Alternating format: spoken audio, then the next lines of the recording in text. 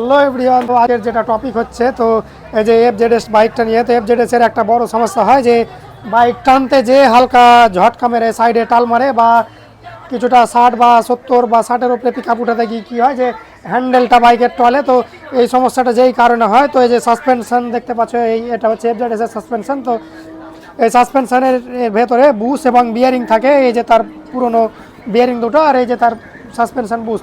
তো এই পার্টসটা মানে খেয়ে যাওয়ার কারণে বা এই বিয়ারিংগুলো নষ্ট হয়ে যাওয়ার কারণে যে বাইক চালাতে যে টাল মারে, প্লাস গাড়ি স্পিডে চালাতে যে হ্যান্ডেলটা বেশি পরিমাণে কাঁপে। তো যাদের যাদের এই সমস্যাটা হয় তো তারা অবশ্যই এই সাসপেনশনের বুশ বিয়ারিংয়ের কাজ করিয়ে নেবেন এবং বিন্দাসে বাইক চালাবেন। তো এই হচ্ছে তার সাসপেনশনের বিয়ারিং এবং এই হচ্ছে তার সাসপেনশনের বুশ নতুনটা, আর এটা হচ্ছে পুরনো।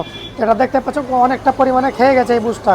তো এই সমস্যার কারণেই যে এফজেডএস বাইক মানে চালাতে যেয়ে হ্যান্ডেলটা কাঁপে, প্লাস বাইকই পিক আপে টানতে যেয়ে ভালো লাগতে গেলে অবশ্যই লাইক কমেন্ট শেয়ার করবেন এবং চ্যানেলটাকে সাবস্ক্রাইব করবেন।